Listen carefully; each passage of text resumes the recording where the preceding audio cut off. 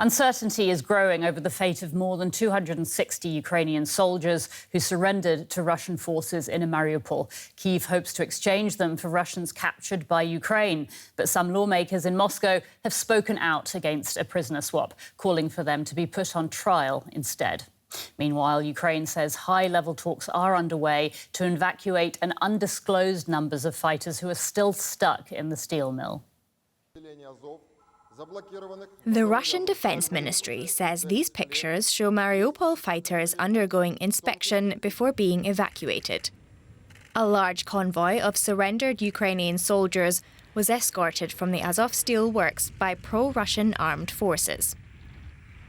Dozens of troops are wounded and have been taken to a hospital in the Russian-controlled town of Novoazovsk in the Far East. Some 200 others were transferred north to Olenivka, in Russian-backed separatist territory. Several hundred Ukrainian soldiers could still be inside the Azovstal plant. Kyiv says it wants to get them out alive, but that negotiations remain delicate. Many Ukrainians are skeptical about Russia's pledge to treat Ukrainian soldiers in line with international norms. Nothing good will come of it. We don't know how they will be treated. Actually, we do know. What we have already seen in Bucha, Irpin and in other towns. Though most of Mariupol now lies in ruins, the Ukrainian soldiers defending the city managed to fight against Russian forces for much longer than expected. All these guys basically changed the course of the war and gave Ukraine the possibility to prove on the battlefield that we have a strong army. Ukraine says that their mission at the Mariupol steel plant is complete and that its defenders fully accomplished what they set out to do. Nevertheless, the city's loss and evacuation of its people is a major symbolic blow for Ukraine. One that came at a heavy price for both sides. DW correspondent Max Zander is in Lviv, and I asked him earlier about the likely fate of the soldiers who are still in the Azovstal steel plant.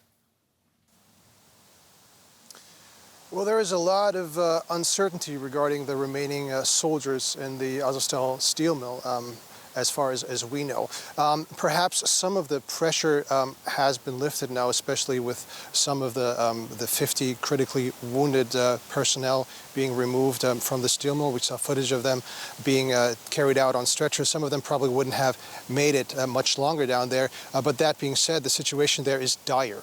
There are limited resources in terms of food, in terms of water, in terms of medication and fighting material. So this fight is unsustainable, and it doesn't appear that the Russians will back down at any point. So for the remaining fighters down there, probably none of them will want to surrender. None of them will want to put themselves in the hands of the Russians, put themselves in the mercy of the enemy, especially regarding the situation. If you have a look at the situation right now, where it's very unclear what will happen to the troops that have been evacuated and are in custody of the Russians at the moment. As you say, fears are growing for those fighters who were evacuated. They're now in Russian-controlled territory. Kyiv is calling for an immediate prisoner swap. What's the likely scenario there? Well, from what it appears right now, there's not that much information out, but it appears that it's not going to be as straightforward as many in Ukraine and other parts of the world would have hoped, that you could exchange one for one. What we know right now is that 7 buses of troops, the people who were not critically wounded, were brought to a town, Olenivka, in the Russian-held territory, a former penal colony, and they are waiting for the next steps there. Now, there have been these calls by Russian lawmakers to investigate them for crimes against civilians, investigate them for war crimes. So it's not really clear what exactly will come out of this. Certainly not a fair process. So it really depends now on what Russia has to gain more from either exchanging for their own troops or perhaps making an example out of these people and crushing a symbol of resistance. All right, we'll have to leave it there. DW correspondent Max Zander reporting from Lviv. Thanks so much. Frank Ledwidge is our regular military analyst, and he joins me now from Oxford in the UK. Hi, Frank. It's good to see you. Mariupol has now effectively fallen to the Russians, but let's talk about the contribution of those Ukrainian soldiers in the Azovstal steel plant to the Ukrainian war effort. What influence did they have on it? Well, good morning, Anya. This so-called Russian victory, it's something of a Pyrrhic victory, demonstrates Ukrainian strengths, ironically, and Russian weaknesses. I mean, let's let the lens sort of sweep more widely. These defenders have created something of a national myth around their last stand, which is what it effectively was. And what they've done is they've focused international attention far wider than the military aspect. I mean, let's look, for example, at the rather curious incident but very telling incident at Eurovision this weekend, where a vicious and savage siege in a steel plant in southern Ukraine became internationally cheered at a Eurovision Song Contest. That's the information war in action, and that's where the Ukrainians have succeeded here. This is a tactical defeat for them, but very much a strategic success in the broader aspect of the war. However, Mariupol is essentially in Russia's hands now. So does this mean a significant shift of balance in the war going forward? Not necessarily. At the tactical level, that's at the lower level. The probably 6 or 7 now, maybe slightly more battalion tactical groups, the Russians have focused on that, will be released to strike north into Zaporizhia. But those units will be ravaged now.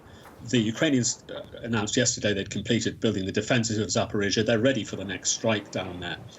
So in the military sense, no. But it is something of a narrative victory within Russia itself for them. They can say, well, look, we've taken a city, which they have, and it's the first city they've taken. Now, a former senior retired Russian colonel has offered some rare public criticism of Russia's military operation in Ukraine on state TV. Let's take a quick listen, and I'll come right back to you, Frank. The main deficiency of our military political position is that, in a way, we are in full geopolitical isolation. However much we would hate to admit this, virtually the entire world is against us, and it's that situation that we need to get out of. Now, that interview was conducted Monday night. It appeared on social media late Tuesday. Frank, is there any way that Russia can get itself out of this position of geopolitical isolation, as he described it? Well, Anya, first thing I'd like to say about Colonel Khodayanak there, his peroration takes about 5 minutes, really interesting.